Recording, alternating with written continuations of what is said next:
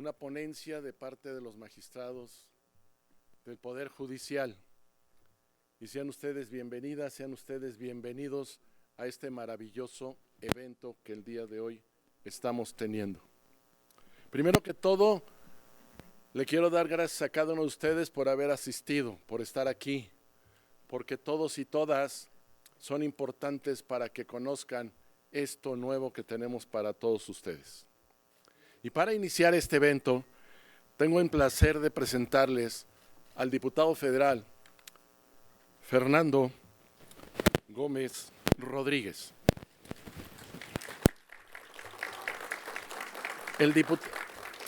Muchas gracias. El diputado ha consolidado una trayectoria legislativa enfocada en el fortalecimiento institucional y al perfeccionamiento del marco normativo, sin compromiso social, en su participación activa y responsable en diversas asociaciones civiles, fundaciones, desde donde impulsa iniciativas orientadas al desarrollo comunitario. Además, es y trabaja tanto en México como en el Estado de México. Recibamos, por favor, al diputado federal Fernando Gómez, que va a dar la inauguración de este evento. Gracias.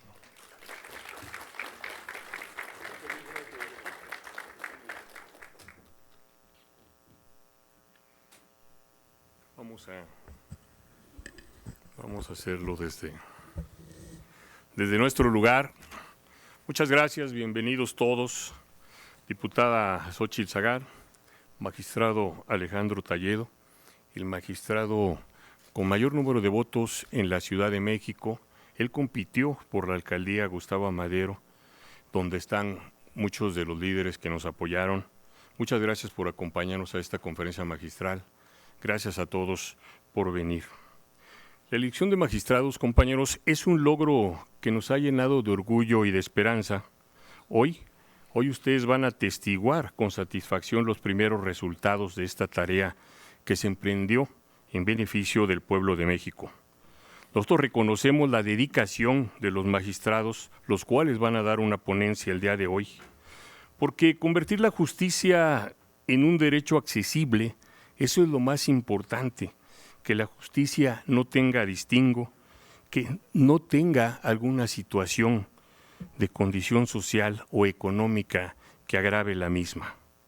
En tiempos donde la crítica, ustedes la han visto, la crítica ha sido feroz, nos atacaron muy duro que esta elección no iba a funcionar y aquí están los resultados. Magistrados que traen un movimiento humanista y que están ayudando. Magistrados que entregan sillas de ruedas, que entregan aparatos auditivos, que recorren las calles para ver la problemática. La realidad es que son magistrados que valen la pena. Nunca nos echemos para atrás, todo para adelante. La democracia, queridos amigos, es un destino de la humanidad. La libertad es su brazo indestructible. Queridos hermanos, siendo las 11:30 del día 3 de marzo del 2026 de la era vulgar, declaro formalmente iniciados los trabajos de esta conferencia magistral. Muchas gracias a todos por venir. Muchísimas gracias, diputado federal Fernando Gómez Rodríguez. Y ahora vamos a empezar con las ponencias. Esto de poner a magistrados a que ustedes conozcan lo que es la transformación del Poder Judicial hace que la gente se pueda identificar más con los cambios que están sucediendo en el país. Y en esta ocasión toca a la magistrada en materia familiar, la licenciada Rosalinda Josefina del Carmen de León Zamora. Ella ha desarrollado una destacada labor en justicia familiar, protegiendo los intereses de la niñez y la incorporación de la perspectiva del género y derechos humanos, lo cual lo hace de una manera sorprendente, ya que se entrega de manera, sobre todo, humana a cada una de sus actividades. Además de su función, que es súper importante, también trabaja activamente con estudios e investigaciones de la ciencia del derecho, fortaleciendo en análisis decimal y el desarrollo jurídico contemporáneo. Reciban, por favor, con un fuerte aplauso a la licenciada Rosalinda Josefina del Carmen de León Zamora, magistrada en materia familiar.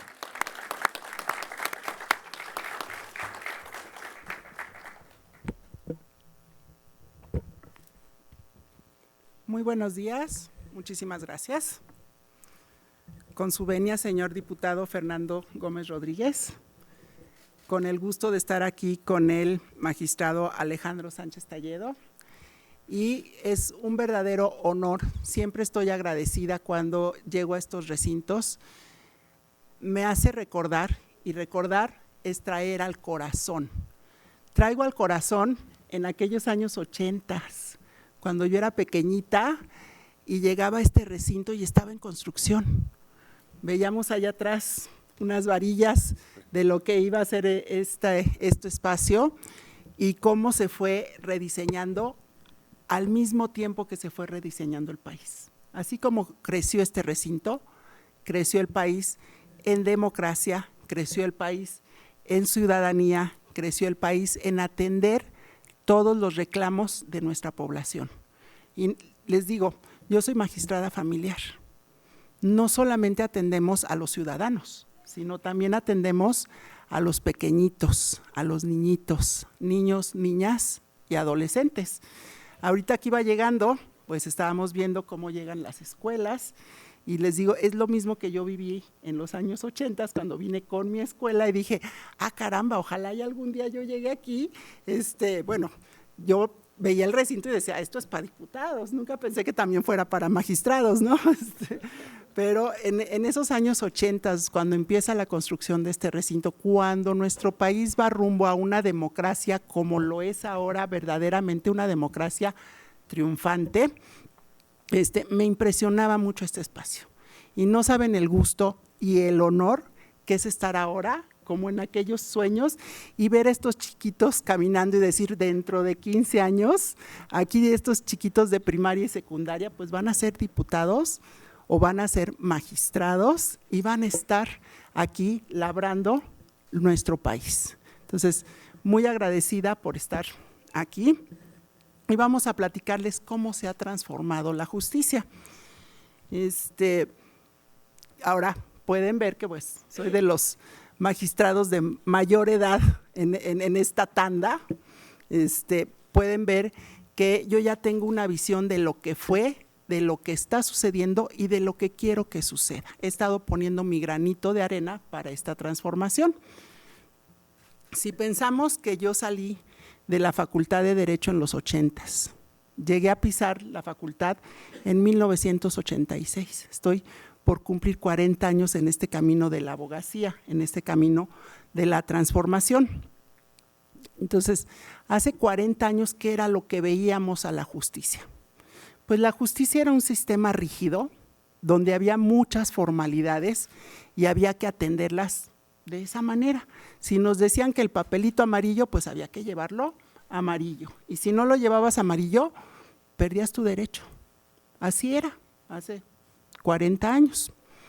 Fuimos cambiando y llegamos a este momento, siglo XXI, en las que la justicia le toca salir a la calle. ¿Y cómo que salir a la calle? La primera vez que yo oí esto de vamos a hacer que los magistrados salgan de la calle, yo pensé que nos iban a hacer una justicia itinerante. Y dije, vamos a llevar unos camioncitos así como los de alfabetización o como los de vacunación y vamos a impartir justicia en la calle, pero no, realmente fue algo muy distinto, fue una verdadera transformación de fondo, no fue solamente salir a la calle, sino que esta salida a la calle valiera la pena. ¿Y qué es esto de que valga la pena? Pues de que nos tocó, ante todo, escuchar las voces ciudadanas. Entonces, lo primero que pasó cuando nos tocó iniciar la campaña fue saber qué pedía el ciudadano. ¿Y qué es lo que pide? Pues pide cercanía, pide flexibilidad, pide la posibilidad de proponer. Entonces, si nosotros como magistrados estábamos guardaditos allí en el Olimpo, en un espacio estudiando, donde nadie nos viera, pues esto no iba a funcionar. Y entonces íbamos a seguir con esta parte rígida de hace 40 años, donde yo decía, pues hay que hacer lo que nos pida la justicia, a pesar de que no estemos de acuerdo. Y entonces, esta primera salida, este primer contacto, nos permite estar cercanos a la ciudadanía. Nos permite saber que no solamente la ciudadanía pide la parte jurídica, sino también la parte humanista, como nos ha tocado ahora en la entrega de sillas de ruedas, como nos ha tocado en la entrega de los aparatos auditivos, en donde nos dicen, bueno, ¿y esto también lo hacen los magistrados? Digo, bueno, en nuestro tiempo libre sí, y además como parte de nuestro propio pecunio, no es algo que nosotros obtengamos del tribunal. Entonces, esta parte humanista que se despertó con nosotros en la campaña nos compromete con la ciudadanía, hace que sepamos que sí, nuestro granito de arena, además de juzgar conforme a derecho, también tenemos que responder a algunos otros reclamos ciudadanos. Y esto nos da muchos nichos de mejora. ¿Cuáles fueron las mejoras que ya quedaron plasmadas? En Ciudad de México hubo, como también a nivel federal, grandes limitaciones que la propia ley nos dio. Entonces, esas limitaciones que nos dio la ley nos hizo generar un tipo de campaña distinta. Estaban prohibidas las lonas, estaba prohibido el perifoneo, estaba prohibido pintar bardas, y entonces una de las primeras partes cuando llegamos a Gustavo Amadero fue que nos dijeron, pues les ofrecemos las azoteas, pueden pintar sus nombres y su campaña en la azotea, y le decimos no, el hecho de que prohíban bardas y lonas, pues por analogía interpretemos que también las azoteas están prohibidas. Entonces, por favor, ayúdenos de una manera distinta. Si ustedes quieren colaborar con la campaña, pues vamos a hacer estas asambleas, y aunque suene feíto, pero fue muy real, asambleas de banqueta. O sea, vamos a sentarnos en la banqueta a realizar estas reuniones, porque pues también está prohibido que hagamos una renta de templetes, porque no está dentro de lo que se permite. Entonces, nos dimos cuenta de que nuestras asambleas de banqueta, nuestras reuniones de banqueta, pues fueron fructíferas. ¿Por qué? Pues porque estábamos justo donde la gente se reúne, en los parques, en los mercados, todos estos espacios en donde a través del perifoneo, de la pinta de bardas o de la pinta, cuelga de lonas, pues nos dejaban un poquito alejados. Y en cambio esta parte de reunámonos donde se reúne la ciudadanía, pues fue mucho mejor. Y parte de este ingenio que se reúne con la experiencia de muchas personas que se nos acercaron, nos permitió que tuviéramos campañas menos costosas.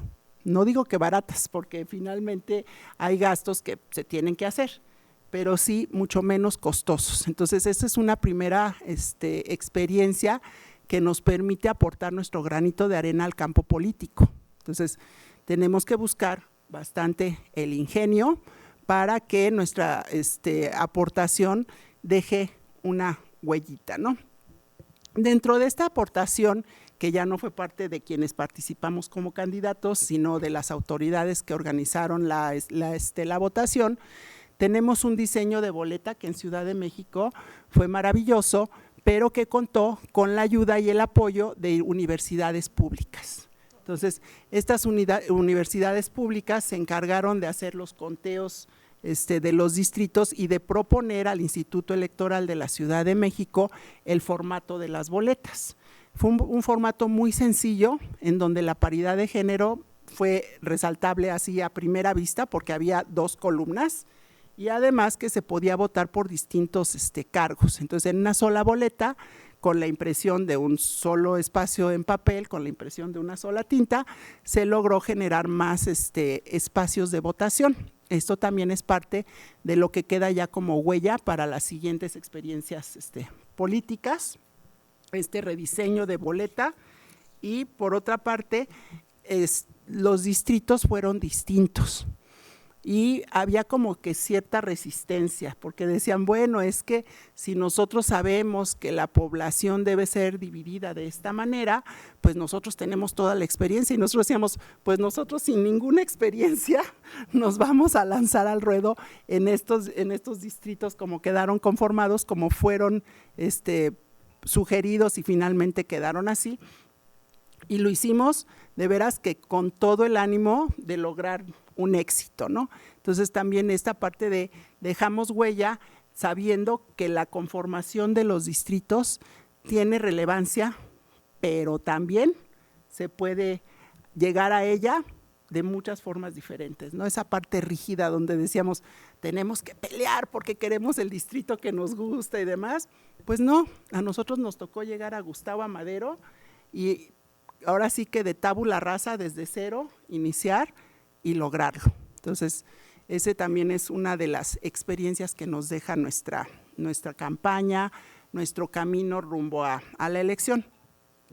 Por otro lado, los magistrados y los jueces, pues ya saben, aquellas personas lejanas en el Olimpo, guardadas en el estudio, pues nunca habíamos tenido que visibilizar nuestra trayectoria más que entregarla a las autoridades del tribunal, entregarla a quienes llevan la carrera judicial, y eso era lo que se hacía desde hace, les digo, 40 años que yo inicié mi camino en la Facultad de Derecho, y pues hasta nos daba penita llegar y decir, ¿qué creen? Que pues que yo estudié el doctorado y que además trabajé en la Suprema Corte y demás, y llegó un momento en que dices, bueno, es que también la ciudadanía quiere saberlo, quiere saber que va a entregar su voto a una persona que está especializada en esto.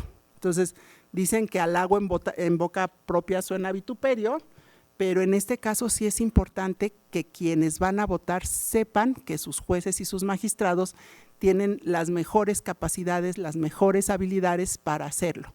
Entonces ya no era, ay, miren qué bonita sonrisa, ay, miren qué amabilidad, no, era voltea a ver que nosotros ya tenemos un camino andado, no somos improvisados, no somos esa parte donde decían, es que cualquiera que se apunte va a llegar. Pues no, efectivamente llegaron los más adecuados, los que ya tenían algún camino andado, los que ya sabían por dónde. Ha habido tropiezos, no lo niego, pero esos tropiezos son propios de todo lo que empieza a caminar. O sea, cualquier bebé que empieza a caminar se va de bruces algún día, pero nosotros somos un aparato simplemente a nivel federal más de 800, a nivel local somos 35 magistrados los que llegamos por elección, entonces es un número muy alto para los pequeños tropiezos que hemos tenido. Entonces, digamos que esto es la parte histórica, lo que queda ahí, lo que ya fue. Estos son nuestras enseñanzas que ya caminamos. Ahora, veamos qué es lo que estamos haciendo en nuestra nueva era del Poder Judicial, les digo, tanto Poder Judicial Federal como Poder Judicial de la Ciudad de México, que es donde estamos el magistrado Sánchez Talledo y yo, y es que a través de esta experiencia hemos podido lograr proponer mejoras, distinto a la voz callada que tenían los jueces y los magistrados con anterioridad. Antes simplemente pues les decían, a ver, propongan un poquito lo que les interesa que se logre, denos una iniciativa de ley y bueno, por ahí era como que suficiente. Ahora es distinto, ahora sí tenemos una voz cercana a la parte de diputados, senadores y también todas las autoridades del Poder Ejecutivo, ya somos más llamativos, ya somos más visibles, ya podemos decirles, oigan, tenemos un Código Nacional de Procedimientos Civiles y Familiares que requiere tener tal o cual fuerza. Entonces, eso nos ha permitido ese acercamiento. Y les digo, este acercamiento también con profundidad humanista. ¿Qué queremos nosotros en esa transformación de la justicia? No solamente queremos estar más cerca de los ciudadanos, también queremos resolverle a los ciudadanos con mayor eficacia, ir más al punto. Entonces tenemos este nuevo código que nos dice que tenemos a través de dos audiencias, la audiencia preliminar y la audiencia de juicio, que terminar el juicio. Entonces tenemos que irnos rapidito, tenemos que hacer juicios de 1 mes, mes y medio, 2 meses. Esos juicios de 8 años ya no existen.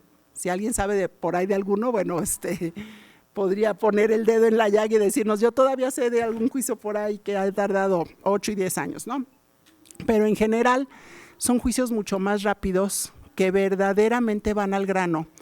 Y entonces nosotros, ¿qué tenemos que hacer?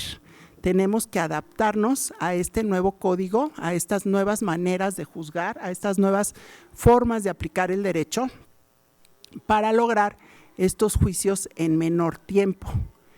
¿Y qué vamos encontrando? Vamos encontrando nichos de oportunidad en donde podemos levantar la mano y decirle a nuestros legisladores, decirle al Poder Ejecutivo cómo queremos que se instrumente todo esto. Ahorita vamos lentamente, pero como dicen siempre, para atrás, ni para tomar impulso. Entonces, el hecho de que vayamos con pasos firmes y lentos no significa que vayamos hacia atrás. Esto significa que estamos en un camino sólido. Ya hubo una reforma penal, ahorita hay una reforma en parte civil y familiar. ¿Qué sigue? Pues lo que sigue es que todo esto se engrane perfectamente. ¿Cómo? Con nuestra participación, con nuestra voz visible. Entonces, ya recogimos lo que quiere la ciudadanía.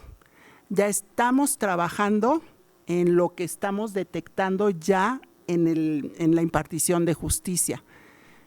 Ya podemos hacer propuestas y por fortuna vean que estamos ahora aquí. O sea, hemos sido recibidos en el recinto en donde se va a cristalizar esta experiencia. Entonces, efectivamente, nosotros a través de este rediseño de la impartición de justicia estamos haciendo un cambio y espero que en nuestros próximos informes, bueno, se note así como logramos que nuestros juicios se reduzcan en tiempos. Actualmente pues no podemos decir que ya lo hicimos, estamos caminando con ello, pero yo no les apuesto más de 5 años como para que las personas ya digan, ahora sí vale la pena ir a los juzgados, porque sí me resuelven rápido. ¿Qué sigue? Que resolvamos sencillo y también lo estamos haciendo. Estamos buscando las sentencias de fácil comprensión, las sentencias de lectura fácil. Esto inició como algo que era para los niños. Entonces, los niños que son parte en un divorcio, pues se les escucha y se les entrega al final una sentencia de lectura fácil. Pero la idea es que estas sentencias de lectura fácil permeen a todas las sentencias. O sea, aunque seas un adulto, también tiene que ser de lectura fácil. Aunque sea algo muy técnico, como el derecho penal que aquí mi magistrado de a un lado maneja, pues ya lo estamos haciendo distinto.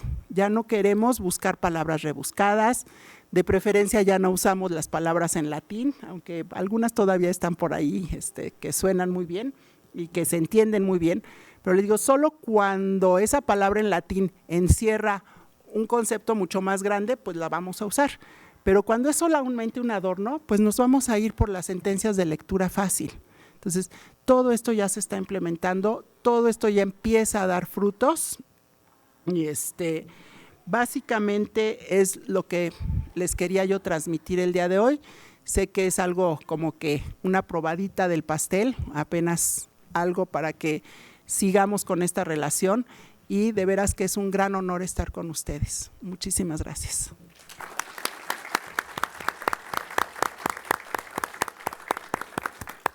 Muchísimas gracias, magistrada de lo familiar. Rosalinda Josefina del Carmen de León Zamora.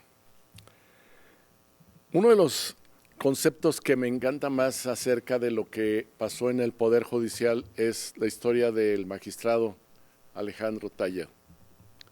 Cuando lo conocí, tuve el placer de conocerlo, empezamos una gran aventura, como la acaba de contar la magistrada, de poner, hacer, quitar, sin tanto presupuesto, pero sobre todo con mucho cariño para toda la población. Tuve la oportunidad de poder acompañarlo a lugares, tianguis, calles, reclusorios para que conocieran lo que él pretendía hacer. Él está desde hace 25 años en el Poder Judicial Federal y actualmente está como magistrado de la tercera Sala Penal en el Tribunal Superior de Justicia de la Ciudad de México. Y cada vez que lo comentaba precisamente el diputado federal Fernando Gómez Rodríguez, fue el más votado en la Ciudad de México. Eso se dice muy rápido, pero se hizo con una gran labor, principalmente de muchos de los líderes que el día de hoy están en este recinto, lo cual agradecemos mucho. También el magistrado en materia penal desarrolla una labor con profundo sentido humanista, promoviendo la justicia como herramienta de equilibrio social y manteniendo participación académica activa en la formación y actualización de cada persona que se acerca a él. Lo más seguro es que hable de todas las cosas que puede y está haciendo a través del humanismo que trabaja ahora el magistrado. Les pido un fuerte aplauso, por favor, al magistrado penal, en materia penal, Alfonso Alejandro Sánchez Talledo, con su ponencia. Adelante, magistrado. Muy buenas tardes a todos y a todas. No tengo palabras para agradecer a cada uno de los presentes. Este evento es para ustedes, líderes sociales, que nos distinguen con su presencia. Este encuentro es un acto de responsabilidad institucional y un espacio de diálogo para la ciudadanía organizada y para el Estado. Nos acompañan hoy líderes de la Ciudad de México, de las alcaldías Gustavo Amadero, Cuauhtémoc, Azcapotzalco, Venustiano Carranza y Álvaro Obregón; del Estado de México, líderes de los municipios de Cuautitlán Izcalli, Naucalpan, Ecatepec, Tultitlán, Tepozotlán, Coacalco, Chalco, Neza, Ecatepec, Tultitlán, Metepec, San Mateo Atenco, Toluca, Lerma, Sinacantepec, Jilotepec. A todos ustedes mis más sinceros agradecimientos. Quiero agradecerle a la diputada federal Xóchitl Zagal, quien fue muy activa en que esto fuera posible. Sin ella no hubiera sido posible esta reunión y le agradezco profundamente la confianza y el espacio para hacer este evento. Y también al diputado federal Fernando Gómez Rodríguez por su labor constante en asociaciones civiles y en causas sociales. Y saludo con mucho gusto y con mucho aprecio a mis compañeros magistrados, ellos que me han acompañado en este sector humanista de la justicia que muchos no conocen, pero que hemos logrado concretar porque comprendemos cuál es la necesidad de la población al haberse cristalizado la reforma judicial. Muchísimas gracias por acompañarme, hemos ido juntos a hacer esta labor social en territorio y eso es algo que nos ha dotado la campaña, como dice la magistrada. Los magistrados que no han tenido la posibilidad de conectar con la población en territorio no nos entienden por eso, porque no han sentido el cobijo de la población cuando vas a escuchar sus reclamos y a ofrecerles soluciones, a verlos cara a cara para que te digan cuáles son sus necesidades y puedan sí ser escuchados pero también atendidos. El poder debe dialogar con la ciudadanía con responsabilidad y a la altura institucional. Y nos convoca hoy un tema de fondo, que es la transformación del Poder Judicial. Y quiero decirlo de forma muy clara, esta transformación del Poder Judicial era indispensable para nuestro país. Refería mi compañera y amiga, la magistrada Rosalinda de León Zamora, a veces se quieren los resultados casi inmediatos. Nosotros tenemos escasos 6 meses de ejercer nuestras funciones jurisdiccionales y no me dejarán mentir mis compañeros que son en materia penal. Encontramos muchas cosas que corregir y con el compromiso de la ciudadanía puesto en este nuevo esquema. Y muchos quieren que en menos de un año las cosas se arreglen de un régimen que tenía justamente en 2025 30 años de haberse construido, que era el Consejo de la Judicatura Federal. Ese cambio constitucional que se dio en 1994 en una reforma propuesta por el presidente Zedillo y que tuvo ya propiamente la situación de implementarse en el 95. Fue un rediseño de la Corte, la creación del Consejo de la Judicatura Federal, también algunos juicios de control constitucional que se dieron. Y en 30 años el Consejo de la Judicatura Federal no arregló los problemas que a la larga generaron su desaparición, la desconfianza, el uso abusivo del poder y muchas otras cosas de las que hablaremos en su momento. Nosotros estamos conscientes de que el cambio era indispensable, pero sobre todo necesitamos de su confianza, del tiempo y de la paciencia, porque este sistema que tuvo que ser cambiado fueron 30 años de abusos, fueron 30 años de acuerdos cupulares y fueron 30 años de justicia negociada. Nosotros estamos comprometidos con cada uno de ustedes que vienen a ser parte de este diálogo institucional para que la información permee. Se habló de que hubo mitos, se habló de que hubo reclamos, se habló de muchas cosas, pero algo bien cierto, no es verdad que esto haya sido una moda política, un impulso coyuntural o una reacción improvisada. Para nada, al contrario. Este sentir de nuestro presidente Andrés Manuel López Obrador, que cristalizó nuestra presidenta Claudia Sheinbaum Pardo, era un reclamo de la sociedad, porque era un desgaste real el que tenía el Poder Judicial, que durante años enfrentó los cuestionamientos por la opacidad, procesos lentos, distanciamiento social, una estructura interna que generaba desconfianza. Y cuando el poder del Estado pierde legitimidad social, ¿qué produce? Erosión del equilibrio democrático. Y esta transformación del Poder Judicial es necesaria porque la confianza pública es el cimiento del Estado de Derecho. Porque si no hay confianza, no hay autoridad moral, y sin autoridad moral no hay cohesión social, y entonces se pierde la estabilidad. Esta reforma al Poder Judicial introdujo un principio central, que era la legitimación democrática de los órganos jurisdiccionales. Y este cambio es mentira que haya cambiado la técnica. No se eliminó la profesionalización, lo decía muy claramente la magistrada Rosalinda. Se trató de buscar los mejores perfiles, se buscó que hubiera realmente una judicatura que no solamente se preocupara por el tecnicismo, sino que se preocupara por la sensibilidad social. Y entonces agregó un elemento indispensable, la responsabilidad pública frente a la sociedad. Y esto de ninguna manera va a mermar la independencia judicial, como se habló de forma infundada en varios foros, porque ahora nosotros, los magistrados electos por el voto del pueblo, estamos materializando la voz del pueblo y al pueblo le tenemos que responder. No a las cúpulas que antes se repartían las judicaturas en esos concursos simulados de supuesta meritocracia. Aquí es la voz del pueblo la que manda. Y el único poder que estaba abstraído del control democrático, que era el judicial.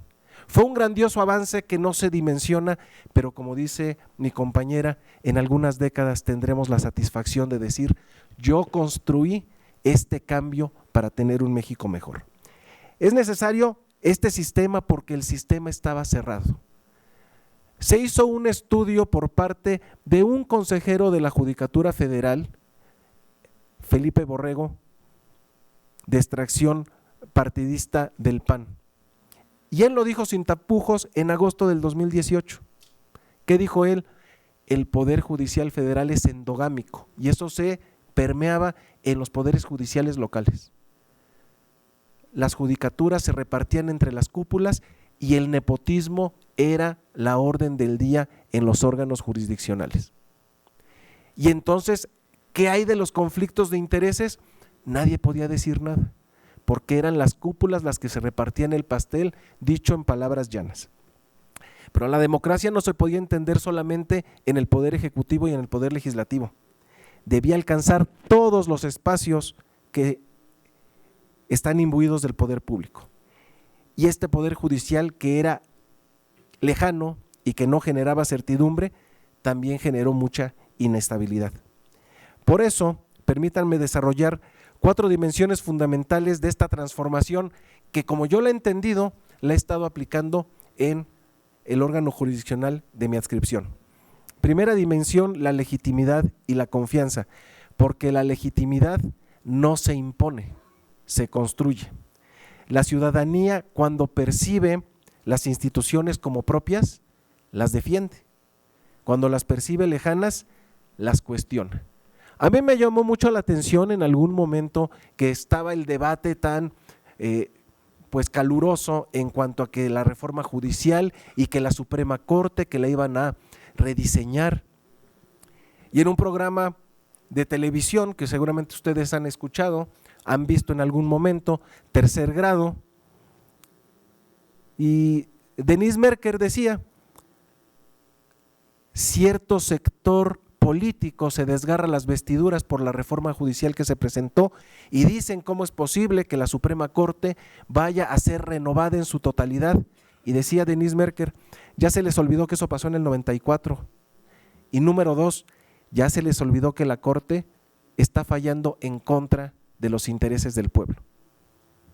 Quieren que el pueblo defienda una Corte que es insensible a sus necesidades. Quieren que defienda el pueblo una Corte que es lejana y que está en un palacio de cristal con sus prebendas y con sus sueldos dorados y con sus grandes prestaciones, y el pueblo sumido en la injusticia y en la miseria. Y esto no es politizar la justicia, es hablar de realidades sociales que se vivían día con día. Por eso la primera dimensión, la legitimidad y la confianza. ¿Yo qué hago en este rubro? Hacer labores de campo aún después de haber tomado protesta.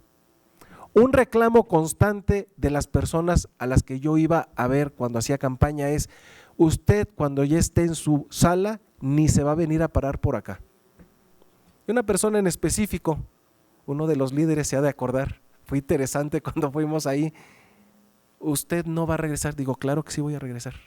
Bueno, si usted regresa, pero se va a sentar aquí conmigo a tomarse algo. Y cuando fui a esa gira de agradecimiento con esta persona, sorprendida de que ahí estaba yo, dándole las gracias, porque gracias a su voto y a su confianza, yo estoy ahora despachando en la tercera sala penal del Tribunal Superior de Justicia. Y han sido solo 6 meses y no me he despegado del territorio, como tampoco lo ha hecho ninguno de mis compañeros electos por el voto del pueblo, porque es un compromiso que tenemos con la sociedad. El punto número 2, esta segunda dimensión, es el fortalecimiento del Estado de Derecho, porque no es un concepto abstracto, no es algo que sea simplemente un discurso. El Estado de Derecho es la garantía concreta de que las reglas les aplican a todos por igual. Y el hecho de que apliquen a todos por igual fortalece la garantía que hace posible el progreso de un país. La transparencia es antídoto contra la sospecha y la apertura es antídoto contra la desconfianza. Otro estudio que se hizo respecto a cómo se nombraban a los jueces y magistrados federales por parte de este Consejo de la Judicatura Federal demostró que todos los exámenes de promoción eran casualmente cerrados. Muy pocos se abrieron a la ciudadanía en general. Estaban excluidos brillantes académicos, estaban excluidos brillantes litigantes, pero sobre todo estaban manejados a gusto de la cúpula. Tanto así que incluso uno de los últimos concursos para magistrado se diseñó ex profeso para secretarios de la Corte y del Tribunal Electoral y, cómo no, del propio Consejo. Entonces, para abonar al fortalecimiento del Estado de Derecho, la ley tiene que aplicar a todos por igual. ¿Qué he hecho yo desde mi trinchera? Emitir sentencias con base en los protocolos de actuación para grupos vulnerables. Si ustedes siguen mis redes sociales van a ver ahí una historia muy lamentable de un juez que dijo que no había delito, que porque eran meros pleitos entre familia, cuando había delito de discriminación y delito de violencia familiar. Qué cosa tan terrible. Pero claro, ahí en la sala le dimos el remedio, ¿cómo? Aplicando los protocolos. Y ustedes pueden consultarlo en mi TikTok, en mi Instagram, esta historieta, porque como decía la magistrada Rosalinda, necesitamos hacer la justicia accesible. Yo, ¿cómo lo he hecho? A través de historietas. el asunto, lo plasmo en una historieta, es de fácil lectura, está muy ligerito y aparte es llamativo porque tiene ahí dibujitos que incluso hasta a los niños les llama la atención y dicen, bueno, yo lo quiero leer para que vayan también conociendo sus derechos. Una tercera dimensión es el impacto económico, porque la seguridad jurídica es la base del crecimiento sostenible. ¿En qué confían los mercados? En los tribunales predecibles. Yo sé que ese tribunal va a resolver conforme a derecho y eso genera certeza en el sector productivo. Se cuenta la historia de por qué produjo tanta bonanza los bancos, por ejemplo, en los Países Bajos, en Holanda, y no en España, aunque realmente había más riqueza propiamente en España. Y es que el tema era que al controlar el rey la corona, él nunca salía perdiendo, entonces él pedía muchos préstamos y nunca los pagaba, lo demandaban en España y pues nunca pagaba, porque pues él siempre ganaba. Pero como no era así el sistema en Holanda, porque era predecible que iban a aplicar el Estado de Derecho, los inversores se fueron a Holanda y dejaron España. Y los resultados se ven a 300 años de distancia. Y justamente como los mercados confían donde hay tribunales que resuelven de forma predecible conforme a derecho, porque se respetan los contratos, porque los ciudadanos confían en las controversias y no en la justicia por propia mano, porque se resuelve con imparcialidad. Estoy seguro de que todos nosotros los magistrados que estamos aquí, electos por la voz del pueblo, vamos a abonar a que haya bonanza económica también, porque estamos generando seguridad en las personas, seguridad en los inversores, seguridad en las empresas. Cuarta dimensión, cohesión social y paz. La justicia no solo resuelve litigios, resuelve tensiones sociales. Cuando las personas sienten que pueden acudir a los tribunales imparciales, ¿saben qué se merma? La tentación de resolver los conflictos por vías informales o violentas. La paz duradera requiere justicia confiable. Y aquí es donde ustedes, líderes sociales que están aquí, que nos honran con su presencia, es donde tienen un factor determinante para el cambio y para el funcionamiento de esta reforma judicial, porque ustedes son el puente entre la autoridad y el territorio. Son esa fuerza organizada que nosotros necesitamos para que este mensaje pueda permear en la población. Este proyecto de nación requiere un liderazgo territorial consciente, comprometido y alineado con una visión a largo plazo. Yo les quiero comentar un poquito, como lo hizo mi compañera la magistrada Rosalinda, de experiencia de campaña. Yo durante mi campaña escuché voces que decían, es que tú estás mal, ¿por qué estás viniendo aquí a pedir un voto si ya sabemos que las cuotas están repartidas? Como si estuvieran hablando de la forma anterior de elegir. Esos lugares ya están dados. Miren, yo les quiero decir algo. Yo decidí participar porque creí firmemente en que era una oportunidad de demostrar que estamos viviendo, en palabras de mi amiga y colega, la magistrada Rosalinda, estamos viviendo una época dorada, una democracia plena y triunfante. Y yo dije, sí se puede lograr, sin recurso económico, sin estructuras partidistas, sin respaldo logístico gubernamental, sin promoción institucional. Me sometí a las reglas del juego, ya les dijo un poquito a la magistrada cómo eran las reglas del juego, totalmente complicado porque era más fácil decir qué se podía hacer a qué no se podía hacer, porque era muy poquito lo que podíamos hacer. ¿Y saben cuál fue el resultado? Un resultado contundente, casi 50,000 votos, cerca de 15,000 votos arriba de mi siguiente contrincante. Yo obtuve el 43% más o menos de toda la votación de la alcaldía Gustavo Amadero. ¿Y eso qué me da nota? Un aplauso.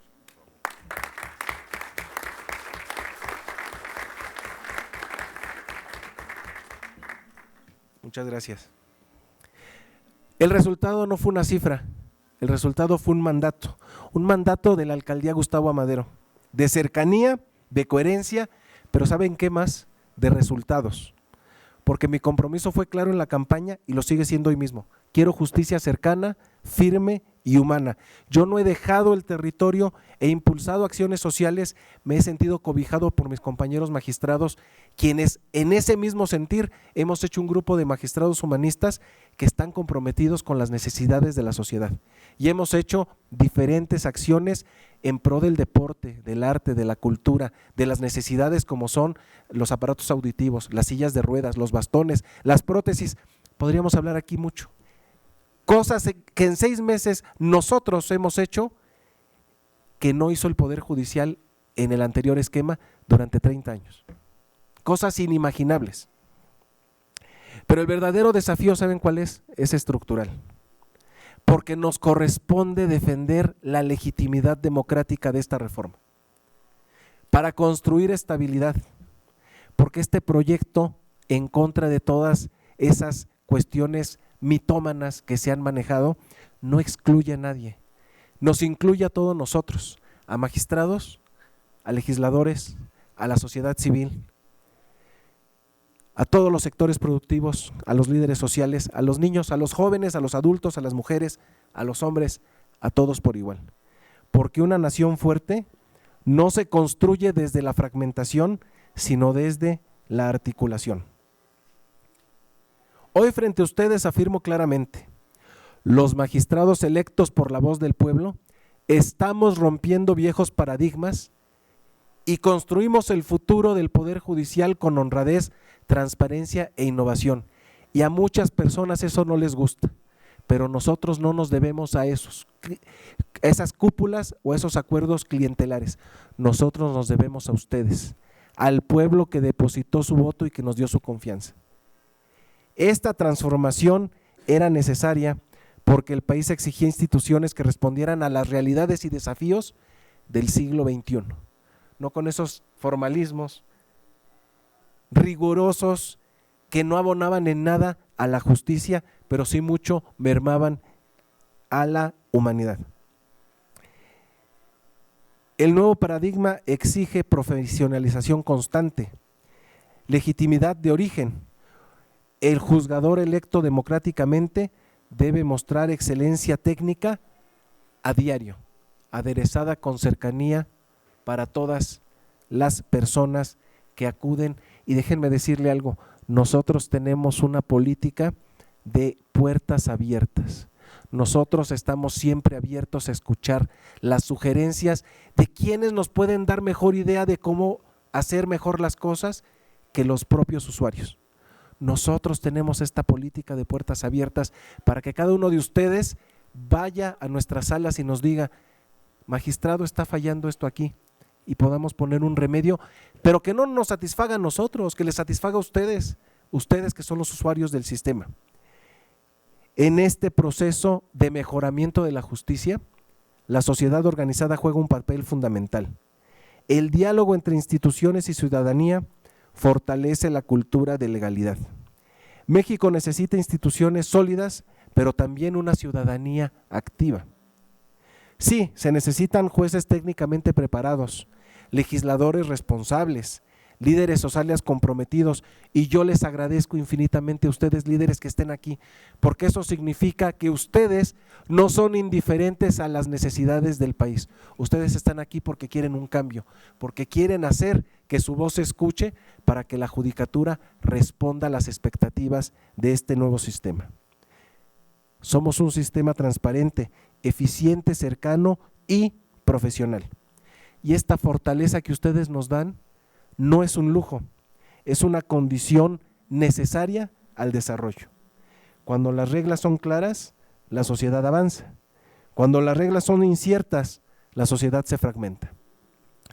Hoy debemos reafirmar que la transformación no busca concentrar el poder, solo se busca legitimarlo. No se debilita la independencia, sino que se fortalece porque hay un respaldo social.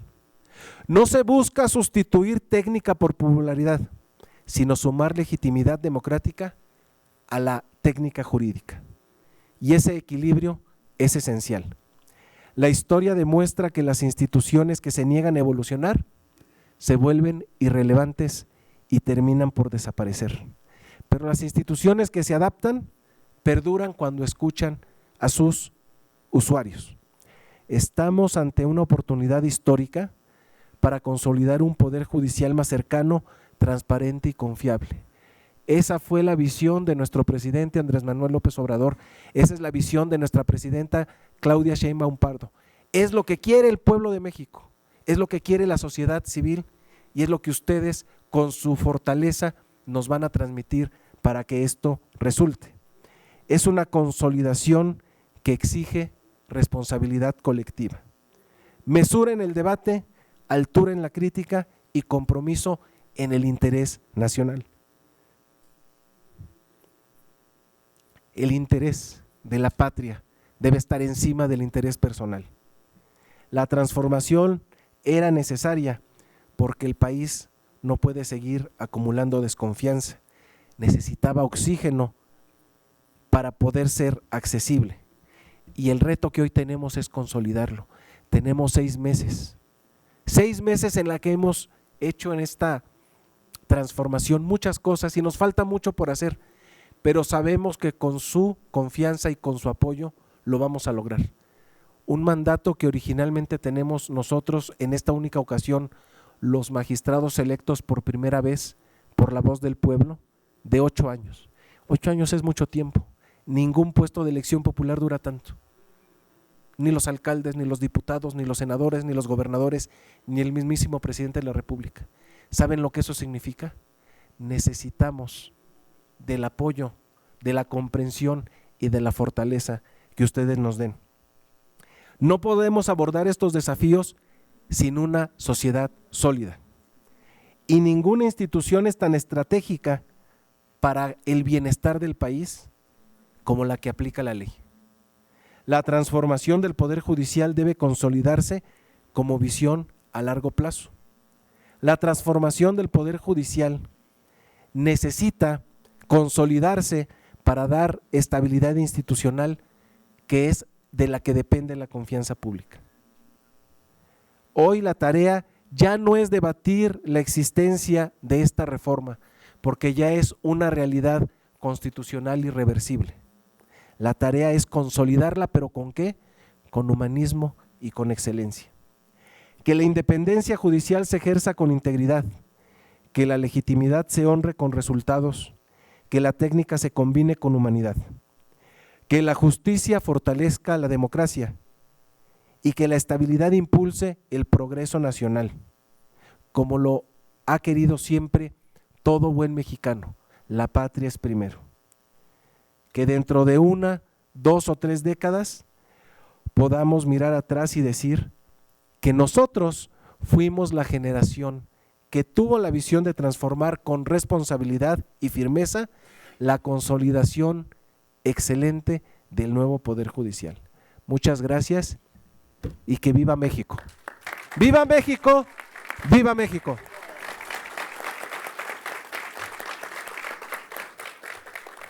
Muchísimas gracias, magistrado en materia penal Alfonso Alejandro Sánchez Talledo. Y ahora es momento de poder abrir un pequeño espacio para preguntas y respuestas, aprovechando que están los magistrados, el diputado en esta sala, poder abrir una sección pequeña pero muy productiva de preguntas y respuestas. Si alguien tiene alguna pregunta que hacer, por favor levante su mano. Sí.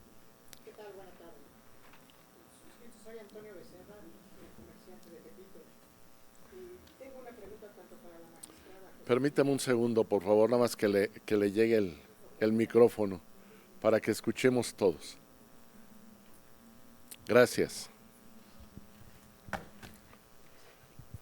Buenas Ahora tardes sí. nuevamente. Una pregunta tanto para la magistrada Josefina como para el magistrado Alejandro. Con la magistrada directamente nos comentaron que incorpora la perspectiva de género y bueno, su trayectoria judicial es importante. Y por ello le quisiera preguntar, ¿qué se puede hacer para lograr una verdadera igualdad o bien evitar excesos al aplicar la perspectiva de género? Me refiero no solo a la materia familiar, sino penal. Como abogados litigantes, si tenemos a una mujer de nuestro lado, defendiendo nosotros como abogados sus intereses, es muy sencillo decir que queremos que se aplique la perspectiva de género y lamentablemente esto se está entendiendo como el hombre tiene la culpa. Lo hemos podido ver y hay ejemplos tangibles donde incluso en el norte de la República tenemos una persona del género masculino que dijo reconocerse como mujer para poder acceder entonces a la perspectiva del género y entonces ser tratado en igualdad respecto de su esposa para poder tener acceso a sus hijos? Esa sería la pregunta para la magistrada.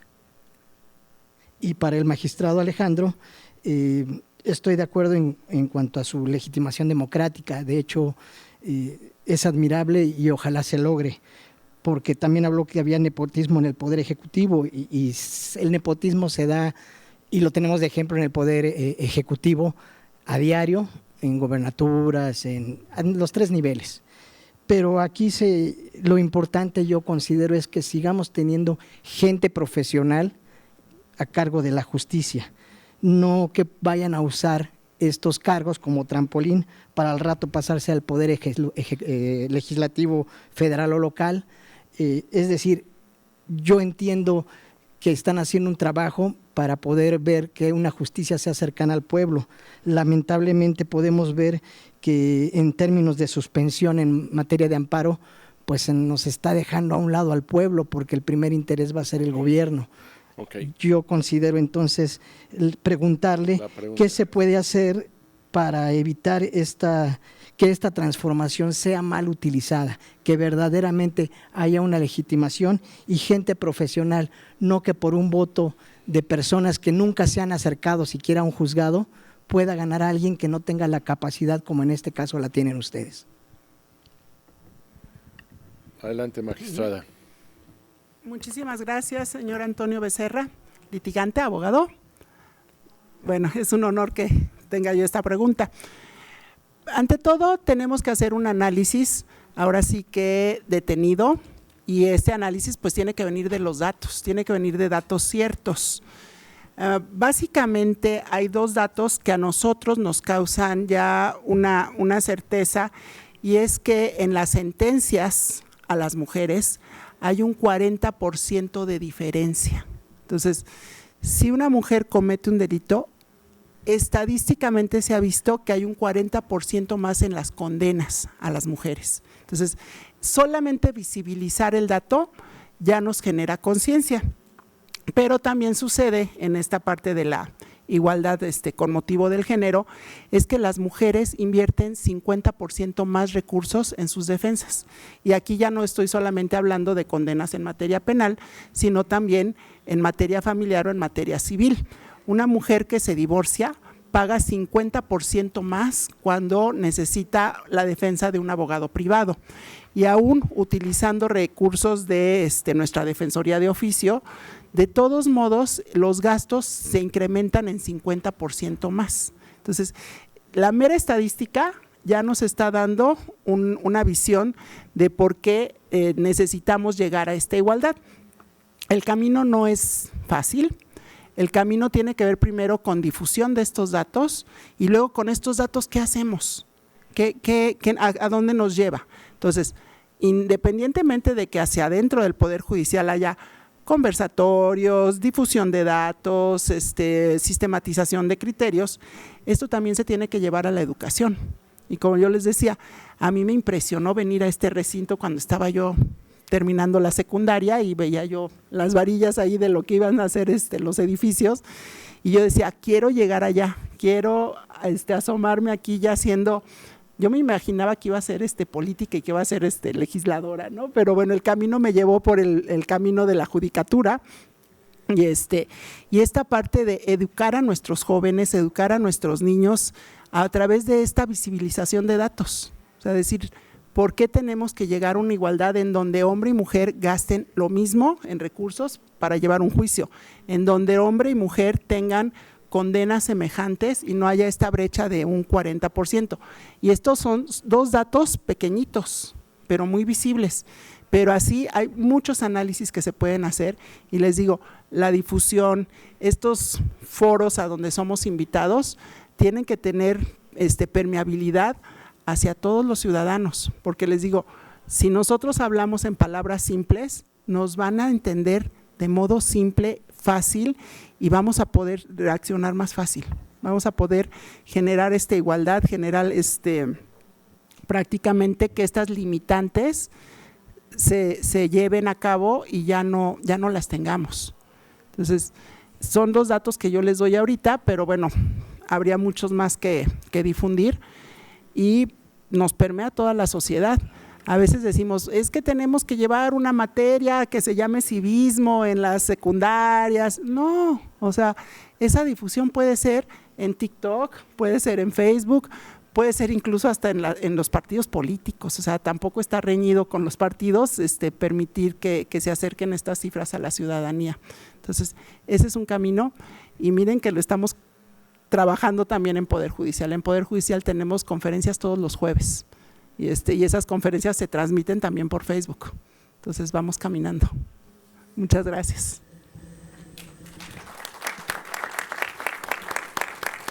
Muchísimas gracias, magistrada Rosalinda Josefina del Carmen de León Zamora.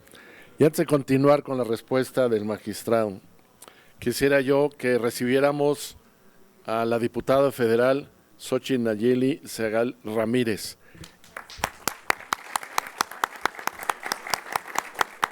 Bienvenida, diputada. Gracias. Gracias por estar aquí. Ahora sí, mi querido magistrado. Muchas gracias nuevamente, diputada, porque sin usted no hubiera sido posible este bonito evento que nos acerca a la sociedad civil. Todos estos líderes que vienen de diferentes partes de la Ciudad de México y del Estado de México, con este interés de llevar este mensaje a sus comunidades y con la gente con la que tienen un trato diario. Muchísimas gracias, diputada. Gracias a ustedes. Licenciado Becerra, el nepotismo a veces no se entiende en su justa dimensión. El nepotismo no es propiamente un problema el hecho de que exista un parentesco. Como tal no debería de ser un problema siempre y cuando que no generara ni conflictos de intereses ni actos de corrupción. El problema del nepotismo en el Poder Judicial, se lo digo yo que trabajé más de 24 años en el Poder Judicial Federal, el problema del nepotismo en el Poder Judicial era que independientemente de las competencias, los actos de corrupción se generaban con cosas tan simples como que si eran 5 proyectistas en un tribunal y uno de esos proyectistas era sobrino de una ministra o era hijo de un magistrado o era esposo de una juez, no hacía el trabajo y entonces eso era repartido entre los otros 4 proyectistas y eso impactaba en la vida y en la calidad del trabajo y en muchas otras cosas. Yo lo viví. Yo le viví haciendo trabajo a la sobrina de una ministra durante 5 años y era la condición para que yo me sostuviera en ese tribunal. Entonces, esos son actos de corrupción del que el Poder Judicial Federal siempre se jactó de decir aquí no hay corrupción. Señores, esos son actos de corrupción, que no lo quisieran ver así. Y qué ironía que quien descubrió estas cosas fue justamente un consejero de la Judicatura Federal, Felipe Borrego. Yo les daba este dato, ustedes pueden buscarlo en la biblioteca de la UNAM virtual. Y nos dice este análisis que hace el consejero, el poder familiar, ese nepotismo, el problema no era en sí mismo eso, aunque realmente se hacían también redes clientelares. Y entonces, bueno, el juez tenía a la esposa en un tribunal y tenía en otro juzgado a sus hijos, y entonces ya podían encargar los asuntos y se podía filtrar información. Era algo muy grave. Entonces, creo que aquí el tema del nepotismo habíamos que verlo con un poquito más de amplitud en cuanto a cómo se concretaban los actos de corrupción, porque, repito, sería también un poquito desapegado a la Constitución decir, bueno, pues no pueden tener libertad de elegir a qué se van a dedicar por el simple hecho de que hay un parentesco. Es que por ahí no va el tema del nepotismo. Y también me decía usted, por ejemplo, el tema de cómo evitar que no lleguen los buenos perfiles. Eso, señores, es tarea de ustedes como sociedad civil, de que ustedes filtren, de que ustedes se informen, de que ustedes vean quiénes son los candidatos y realmente constaten que son personas que están interesadas en el bienestar de la sociedad y no en intereses propios. Porque es muy fácil descubrir por las trayectorias y por los hechos. Yo he escuchado últimamente mucho ese, dijéramos, mote de somos humanistas y muchos ya lo dicen, pero ¿qué están haciendo? Esa sería la gran diferencia, ¿no? Entonces, creo que si nosotros tomamos estas directrices, vamos a tener un poquito de luz y sobre todo, el voto tiene que ser libre, tiene que ser secreto, pero sobre todo tiene que ser informado. El voto informado es el mejor voto. Muchísimas gracias, magistrado. Antes de pasar a la siguiente pregunta, quisiera presentarles a la diputada federal Xochitl Nayeli Zagal Ramírez. Ella es egresada de la UNAM en Diseño y Comunicación Visual, activista y política mexicana, fundadora, entre otros, de Morena. Ha desempeñado responsabilidades estratégicas en organización y comunicación política a nivel estatal y nacional. Fue electa diputada federal por mayoría relativa en el distrito 07 de Cuautitlán Izcalli, participando activamente en comisiones vinculadas al medio ambiente, recursos hidráulicos y asuntos constitucionales. Además, su labor legislativa se ha distinguido por el impulso de iniciativas orientadas a la estabilidad, la gestión y hacer mejor y mayor el marco constitucional. Le cedemos la palabra a la diputada federal Xochitl Nayeli Zagal Ramírez. Bienvenida, diputada. Gracias por estar aquí. Muchas gracias a todas y todos quienes acuden hoy. Bienvenidas, bienvenidos a este Palacio. Ay, espérenme. ¿Está prendido? ¿Sí? ¿Se escucha? Ok. A este Palacio Legislativo, que es la Casa del Pueblo de México, en donde la República tiene aquí su representación, y esto permite un diálogo siempre fructífero para llegar a acuerdos y tener un régimen legal mucho más robusto, sobre todo en nuestra perspectiva, para fortalecer derechos humanos y libertades para las y los mexicanos. Es un gusto poder coincidir con el magistrado Sánchez Talledo, que es muy importante su labor en la construcción de un poder judicial distinto, más apegado a lo que todas y todos soñamos en aquella sesión de la reforma al Poder Judicial, y que desde la perspectiva local también se pudo lograr esta revolución de las conciencias, no solo de la población que directamente va a votar, sino también de quien ejerce el poder en sí mismo, un poder sumamente importante y poco visibilizado hasta hace unas décadas o hasta hace unos años, podría decirlo yo.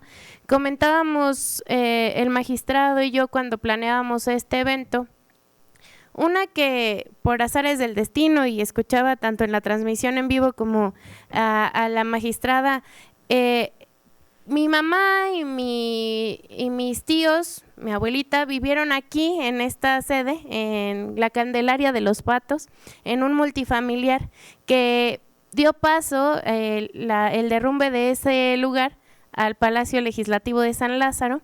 Y ahorita que decía de las varillas y eso, bueno, aquí también tuvo su infancia mi mamá, y de pronto, bueno, el destino nos atrajo, ¿no? Aquí hemos dado mucho activismo, y el gran descubrimiento para quienes nos dedicamos a la política y al activismo social fue que cuando hicimos la reforma al Poder Judicial, incluso nosotros no dimensionábamos la cantidad de encargos que se iban a renovar.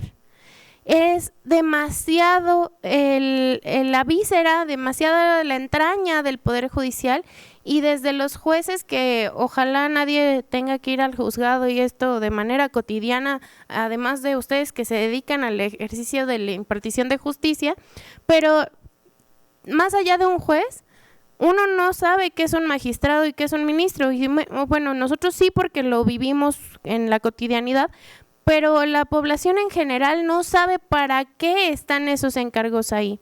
Y el revolucionar esta forma de visibilizar que ese poder también juega, y juega mucho, no solo en cobrar los recursos, como lo decían, de forma nepotista, que es que el hijo, que el sobrino ya estén ahí cobijados y que tengan su nómina garantizada, y que otros hagan el trabajo, sino también en la impartición de justicia y en los acuerdos en lo oscurito, en el cobro de favores, en el dar pie a que se siga haciendo una construcción en un territorio que tiene una reserva forestal importante, o que se den estos acciones jurídicas como para no pagar impuestos, por ejemplo, o cosas que no le sirven a la gente, sino al contrario, dañan el patrimonio nacional. Y el que llegue una generación, y lo que me convenció de decir vamos a hacer el foro, es cómo se ha logrado sensibilizar al Poder Judicial desde sus integrantes electos por la gente y los integrantes que unos ya eran incluso jueces o magistrados y fueron a campaña y fueron a trabajar, y creo que hay un antes y después, cómo se sensibilizó a quienes imparten la justicia al ir a tocar base a territorio, dejar el escritorio, dejar la comodidad del aire acondicionado o del ventilador o de lo que haya en sus oficinas, tener horario de comida o poder comer un sándwich o algo en el escritorio. No es lo mismo que nos agarre en la calle y que si por favor comiste algo en mal estado y te dio alguna infección estomacal, bueno, pues no les quiero yo contar cómo son las travesías, y saber que es la gente en su cotidiano que pasa por esas penurias de el transporte público, la carestía, las formas de violencia familiar. Bueno, lo contaba la magistrada, cómo las brechas de género nos impactan, sí, pero además hay que ir, y si quieren hablar con un juez, que no ve el señor, porque si ve que estamos hablando con alguien que no debemos, pues nos toca tunda, ¿no?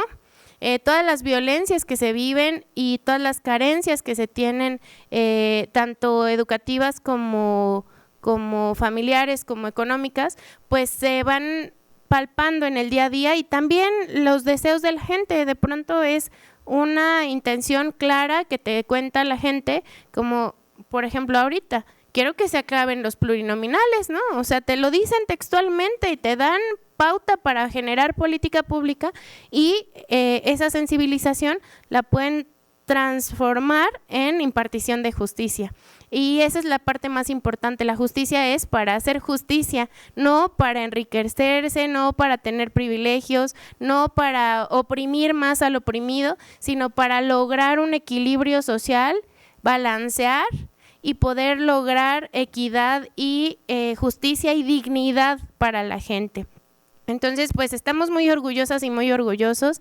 Gracias al magistrado, a las y los ponentes, y gracias a los presentes, porque es muy importante lo que su trabajo dignificará al pueblo de México, y que también debemos cuidar esta reserva que pudimos lograr en esta reforma al Poder Judicial, que es un proceso genuino para la gente, por la gente y por la justicia, que debemos cuidar entre todas y todos, porque no está todo dicho y puede usarse para mal el que se abuse de los espacios que se van conquistando, como uno que amenazó a su mujer con la pistola en Quintana Roo, ¿no?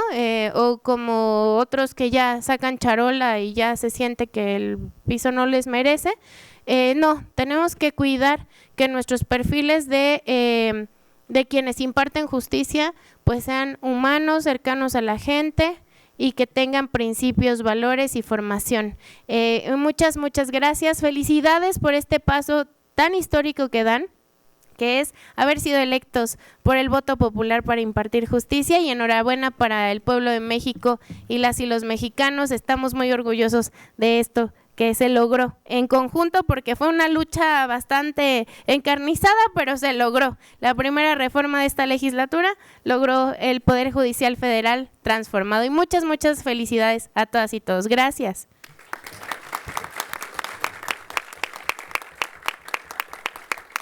Muchísimas gracias por sus palabras, diputada federal Xóchitl Nayeli Zagal Ramírez. Ahora sí, continuamos con las preguntas. Por favor, nada más un poquito. Ahí voy, nada más ya lo tenía acá. Ahí voy. A ver, nada más para saber, entonces, 2, 3 allá y 4. Sí, y 4. Sí, perdón, es como entraron. Gracias. Adelante. Bien, antes que nada agradecer a la diputada Zagal Ramírez, mi agradecimiento, y agradecimiento también al diputado Fernando Gómez Rodríguez por abrir el espacio en esta honorable Casa del Pueblo. Gracias. Mi agradecimiento también, desde luego, a la magistrada Rosalinda Josefina. Gracias por sus comentarios, estoy muy atento. Y desde luego al magistrado Alfonso Alejandro. Gracias, Sánchez Talledo, gracias, magistrado. He visto con atención y he escuchado sus mensajes. Arturo Lagunas, soy presidente del Movimiento Nacional México 2030, sociedad civil organizada, agradecido porque participamos intensamente para esta transformación del Poder Judicial. Yo creo que nuestro país estaba y sigue ansioso por estos grandes cambios que nuestro país necesita. Sin lugar a duda, acertamos la ciudadanía en general, la sociedad civil organizada en este cambio. México necesita seguir cambiando. Más que pregunta, señores presentes, sería una petición que estos foros tan importantes de la transformación del Poder Judicial los pudieran hacer llegar a las diferentes alcaldías de nuestra ciudad de México. Es necesario que la ciudadanía esté informada. Nosotros, como dirigentes de la sociedad civil, nos comprometemos a recibirlos en las diferentes alcaldías y, ¿por qué no?, si hubiese el tiempo, yo sé que las agendas están muy apretadas, en los diferentes estados de la República. Y al primer estado que me gustaría que nos visitaran, porque la gente necesita saber de estos grandes cambios históricos, sería en el estado de Guerrero, que los esperaríamos con mucho gusto. Muchísimas gracias. Muchísimas gracias por su participación. Vamos por acá, por favor.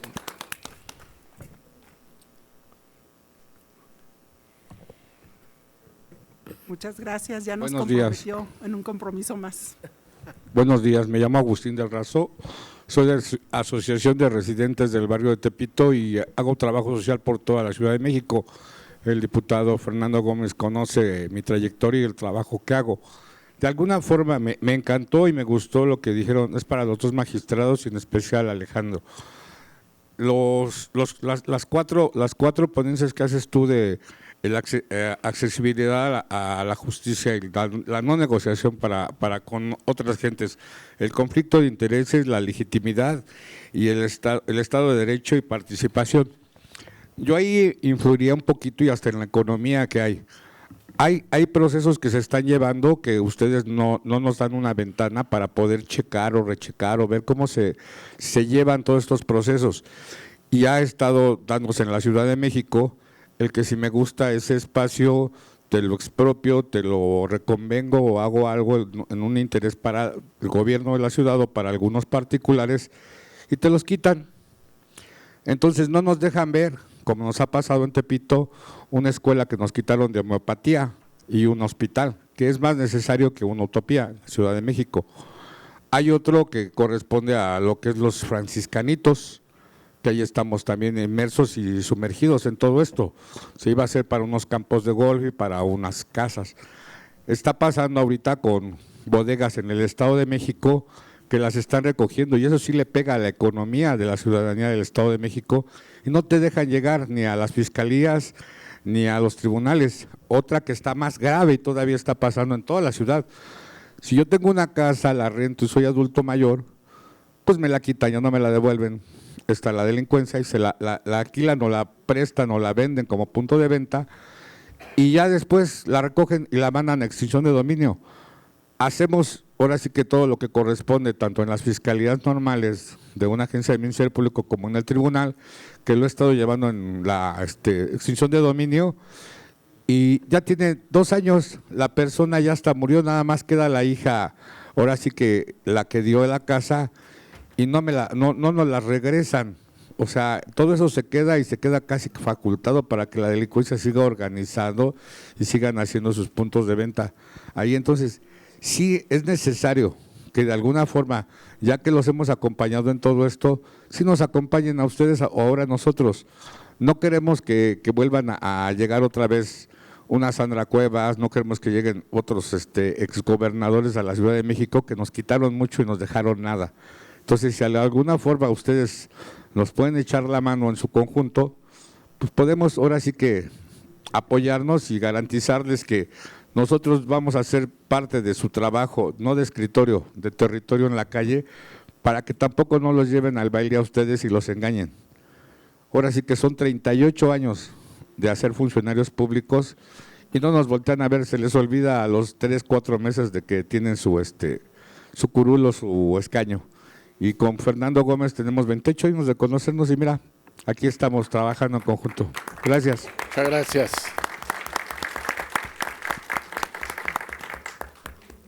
Muchas gracias. Miren, quiero hacer una acotación breve. El espacio está comprometido para otro evento a la 1:00 p.m.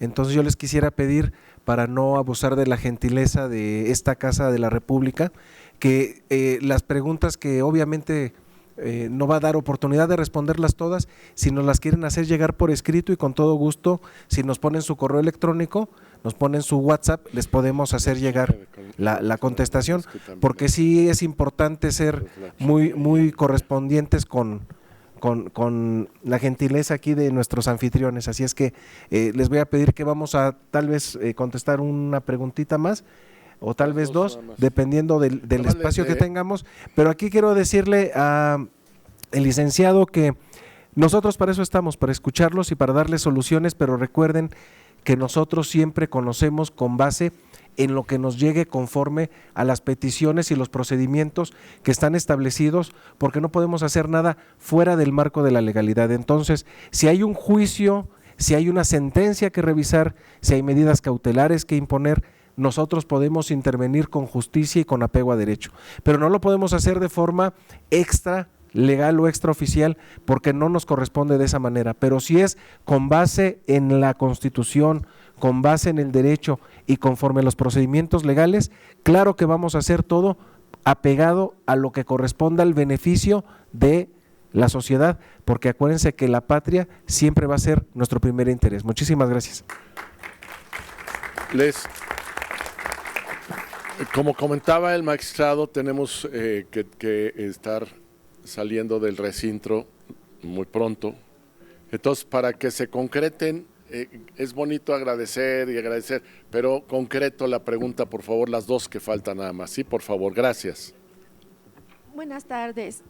La pregunta que yo deseo hacer es: ¿qué acciones están considerándose llevar a cabo para sensibilizar respecto a la transformación del Poder Judicial con respecto a los estudiantes de Derecho en las instituciones públicas, y en este caso sí un poquito me centraré en las privadas?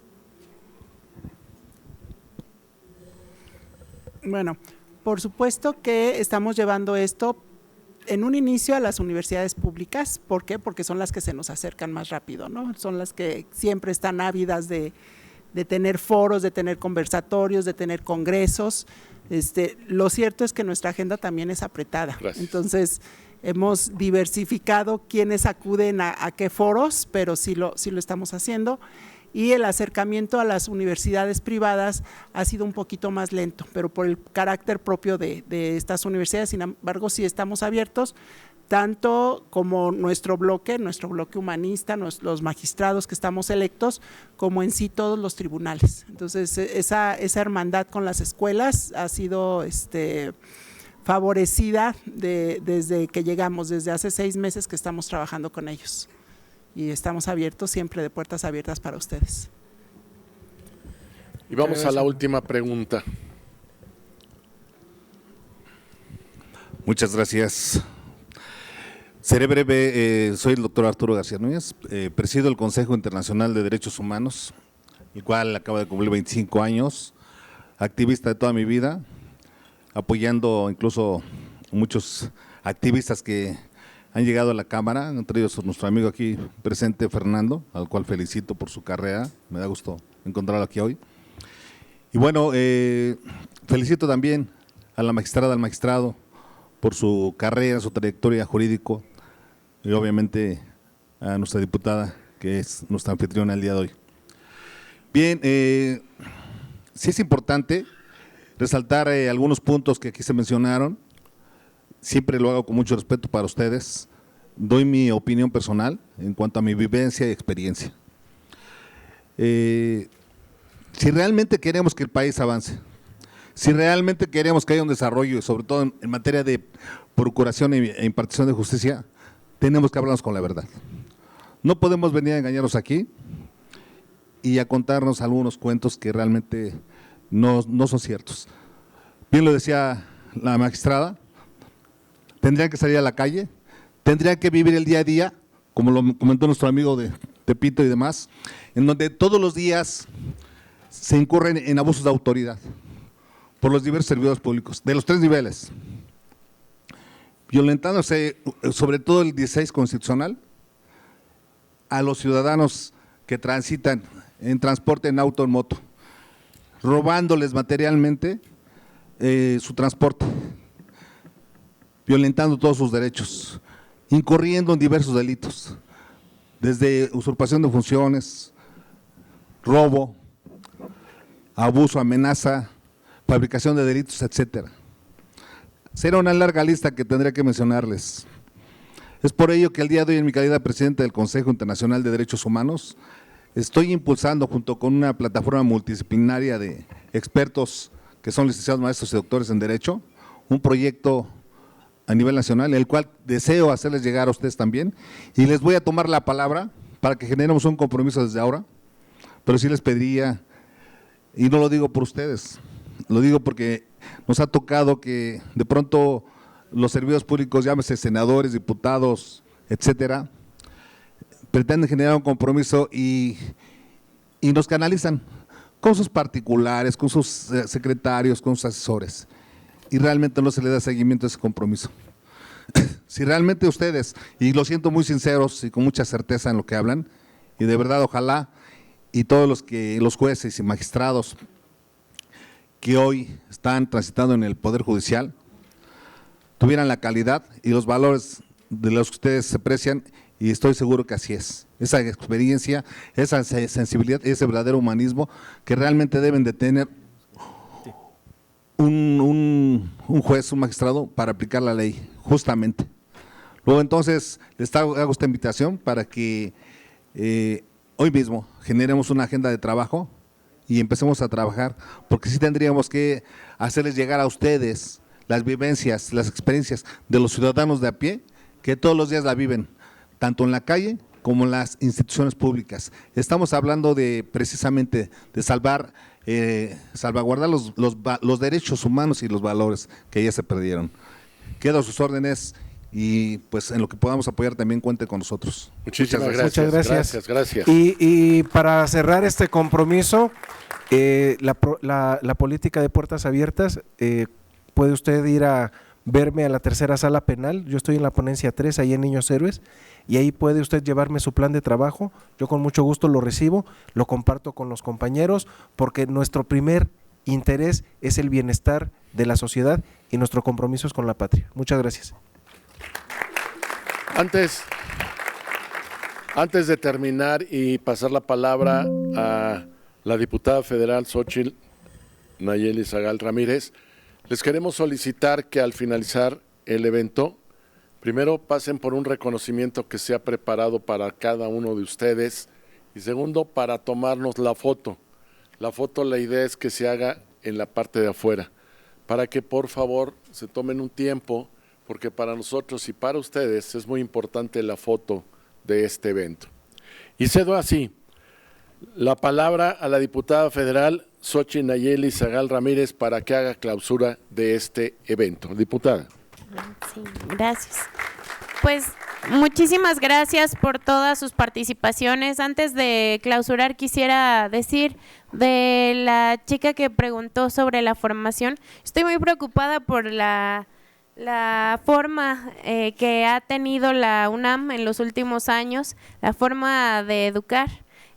Acabo de ir a un conversatorio y me preocupó que los maestros de pronto son demasiado cómodos, están en el privilegio de la academia y no coincide su óptica con la realidad, y los alumnos están recibiendo esa óptica traducida en sus libretas y en sus ponencias. Y quisiera yo que hubiera una un compromiso de formación, de acompañamiento y de ilustración a las y los alumnos es muy importante, porque serán las siguientes generaciones de juzgadoras y de juzgadores, y debe estar siempre cercano a la realidad de la población, porque para eso es la Universidad Nacional Autónoma de México, y también el resto de universidades autónomas y privadas necesitarán una formación muy apegada a la realidad social. Bueno, con esto quisiera terminar mi participación y gracias a todas y todos, enhorabuena, que sigan estas ponencias y este intercambio de ideas, y siendo las 12:58, damos por clausurados los trabajos. Perdón, no sin antes agradecer, muchísimo a mi compañero diputado de Jalisco, mi compañero Fernando Gómez Rodríguez, muchas gracias, y seguiremos aquí trabajando para reformar el Poder Judicial en todos los niveles. Y prepárense para el 28 y el 20… ¿Cuándo nos tocan las elecciones? 27. En el 28 nos tocan elecciones de jueces, ministros y magistrados, bueno, de magistrados no, de ministros no, ¿verdad? De magistrados y jueces, para que nos preparemos y elijamos a los mejores y que se preparen y se inscriban los mejores. Siendo las 12:59 las 12:59 del día 3 de marzo de 2026, damos por clausurados los trabajos de este foro con el Poder Judicial. Muchas gracias y felicidades a todas y todos. Los esperamos en la parte de afuera para tomar la fotografía. Muchísimas gracias por su asistencia.